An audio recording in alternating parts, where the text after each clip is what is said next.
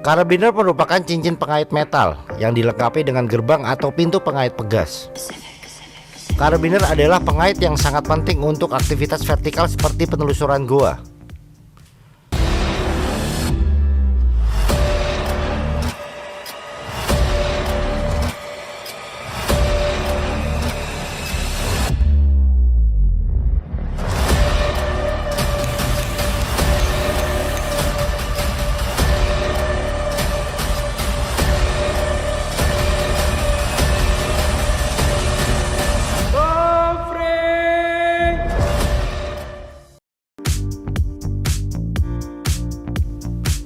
Secara etimologi, karabiner diambil dari kata Karabinerhaken, bahasa Jerman, yang berarti kail pegas untuk karabin.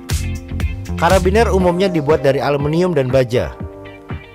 Oleh karena itu, alat ini sangatlah kuat dan aman dipergunakan dalam berbagai aktivitas vertikal, asalkan digunakan dengan arah beban yang tepat. Sayangnya, kekuatan dari karabiner akan berkurang bila digunakan secara tidak tepat. Karabiner adalah cincin pengait yang memiliki hanya dua arah tarikan beban, tidak seperti Mallet Rapid yang memiliki 3 beban aksis. Arah beban major aksis seperti ditunjukkan pada gambar dengan keterangan OK adalah yang direkomendasikan. Posisi beban aksis seperti ini memiliki gaya tarik yang paling kuat. Sedangkan untuk arah beban seperti pada gambar lainnya, baik itu mirror aksis, major aksis dengan gate yang terbuka, pemakaian dengan beban lebih dari 2 arah tarikan adalah penggunaan yang tidak direkomendasikan karena mengakibatkan penurunan kekuatan karabiner yang sangat signifikan, bahkan bisa merusak karabiner. Frame, nose, gate opening, rivet pin, locking sleeve, gate, spine of frame. Logam memiliki gaya tarik atau tensil lebih besar daripada gaya dorongnya atau komprensi. Penggunaan karabiner akan selalu mengalami gaya tarik. Maka dari itu, dalam bentuk bagian sisi dalam karabiner lebih tebal karena mengalami gaya tarik yang lebih besar. Dengan mempertebal sisi bagian dalam, karabiner akan mendapatkan gaya lebih untuk menahan gaya tensil. Secara umum, karabiner terbagi atas 3 bentuk dasar: karabiner oval, karabiner D atau delta, dan karabiner pir atau alpha.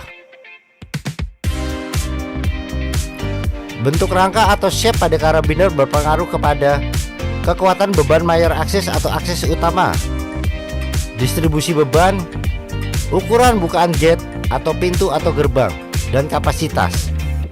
Kekuatan tarikan pada posisi tertentu, kemudahan pemasangan. Efek lain dari karabiner adalah keseimbangan karabiner itu sendiri. Misalnya karabiner pir dalam penggunaannya akan berputar lebih mudah, yang dapat mengakibatkan perubahan posisi yang fatal. Sedangkan karabiner berbentuk D atau delta cenderung tidak mengalami perubahan posisi, sehingga dapat bertahan dengan baik. Karabiner D berbentuk asimetris seperti huruf D. Bentuk asimetris membuat distribusi beban yang lebih terfokus kepada bagian spin yang lebih kuat. Bagian gate, bagian spin. Gate lebih kecil daripada spin. Pada karabiner bagian gate lebih lemah daripada bagian spinnya. Karena itu, kekuatan gaya beban pada bagian spin lebih besar daripada bagian gate-nya. Karabiner D umumnya digunakan untuk alat belay dan descender. Selain untuk belay, juga digunakan sebagai konektor kostel atau lanyard. Karabiner oval berbentuk simetris dengan keuntungan mudah untuk memposisikan beban. Bentuknya simetris, mencegah beban bergeser pada karabiner. Namun karena bentuknya yang simetris, membuat beban terbagi sama rata antara bagian yang lemah, gate, atau bagian yang kuat, spin. Pada karabiner, bagian gate bersifat lebih lemah dibandingkan bagian spin. Karabiner oval umumnya digunakan untuk pulley ataupun peralatan yang memiliki lubang dengan jarak yang lebar. Karabiner pir dinamakan demikian karena bentuknya yang seperti buah pir. Jika dilihat dari samping, bagian ujungnya didesain menyempit dan ujung lainnya didesain melebar. Digunakan sebagai karabiner belaying. Baik itu untuk belay device juga dengan simpul seperti tail end hitch atau matter hitch belay. Diperhatikan dari tipe gate, karabiner dapat dibedakan juga menjadi karabiner lock dan non-lock. Karabiner lock terdapat beberapa jenis perbedaan pada tipe kunciannya, antara lain manual lock atau screw lock, dan auto lock seperti triad lock dan ball lock. Karabiner non-lock tentunya sejalan dengan namanya. Karabiner ini tidak terdapat kuncian pada gate-nya. Memiliki beberapa model pada gate-nya, antara lain band gate dan straight gate. Dalam caving, pemakaian karabiner non-lock digunakan pada bagian-bagian yang sering dibuka dan ditutup, seperti pada coil dan juga pada karabiner friksi. Karabiner screw lock atau manual lock menggunakan ulir screw untuk membuka dan menutup gate. Jenis ini cocok digunakan pada pemakaian untuk lingkungan kotor, di mana benda asing dapat menyebabkan autolock mengalami malfunction. Karabiner triad lock. Karabiner dengan tipe ini memiliki kuncian otomatis yang artinya mencegah gate terbuka secara tidak sengaja. Ketika dibuka, kuncian gate akan kembali tertutup otomatis. Karabiner ball lock juga merupakan karabiner dengan tipe kuncian otomatis. Memiliki tombol kecil menyerupai bola yang harus dipencet terlebih dahulu supaya gate karabiner bisa terbuka. Karabiner non-lock dengan tipe band gate adalah karabiner dengan tipe gate membengkok. Bentuknya seperti ini memudahkan untuk pemasangan clipping pada tali. Karabiner non-lock dengan tipe straight gate, seperti halnya namanya, tipe karabiner ini memiliki bentuk gate yang lurus. Karabiner non-lock dengan tipe wire gate. Karabiner ini hampir sama dengan karabiner non-lock lainnya. Yang membedakan adalah gate-nya yang terbuat dari kawat. Gate kawatnya yang ringan memberikan keunggulan karabiner ini menjadi lebih enteng daripada karabiner non-lock lainnya. Dilihat dari logam bahannya, karabiner dikelompokkan menjadi dua, yaitu karabiner berbahan baja dan karabiner berbahan aluminium alloy. Manakah yang lebih kuat? Banyak yang beranggapan bahwa karabiner baja menjadi lebih kuat daripada karabiner alloy, dikarenakan material baja dikenal sangat kuat. Untuk mengetahuinya adalah dengan melihat technical notice dari setiap karabinernya. Berapa kekuatan maksimal dari major axis-nya, baik itu baja maupun alloy. Jadi, karabiner mana yang akan digunakan?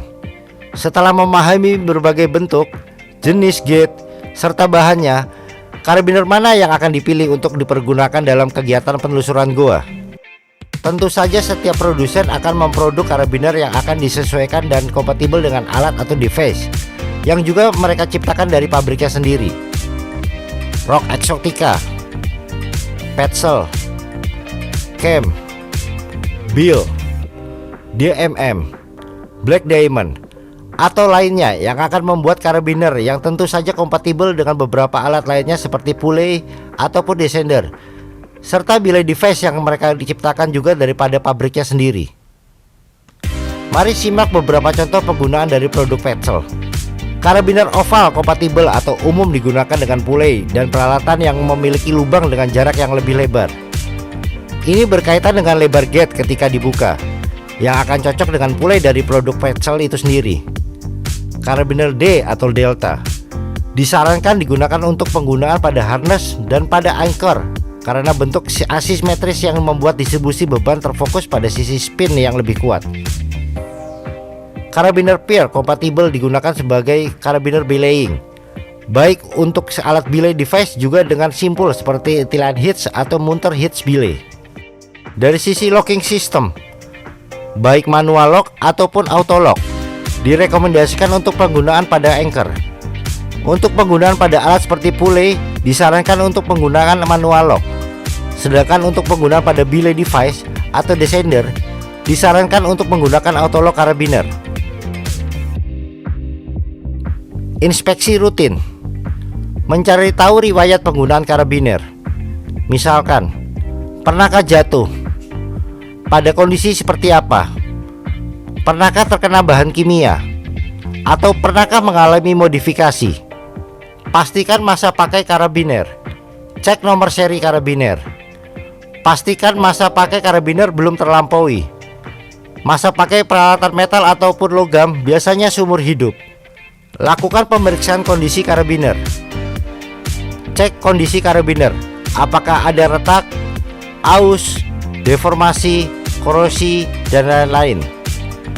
Periksa keausan yang disebabkan oleh bagian tali atau webbing atau kontak dengan hanger.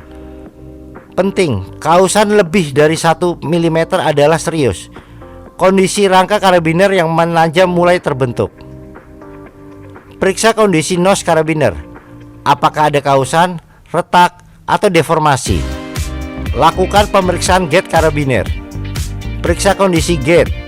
Adakah keausan, deformasi, korosi, ataupun retak. Pastikan lubang kunci atau key lock. Periksa kondisi pin rivet. Adakah retak, deformasi, atau korosi.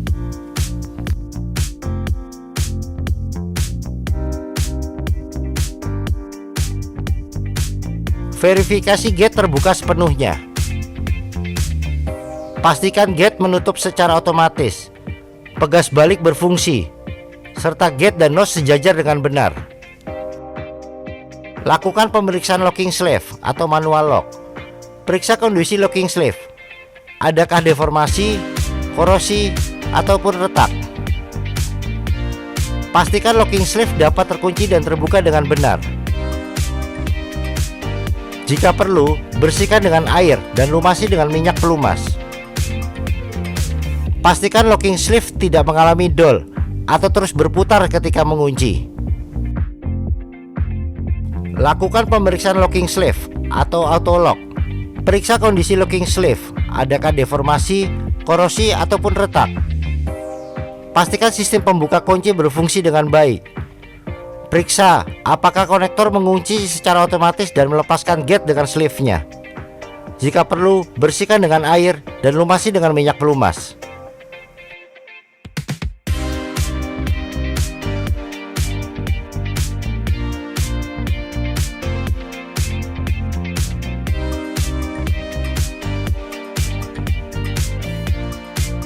Karabiner menjadi salah satu peralatan penting dan vital dalam melakukan kegiatan vertikal.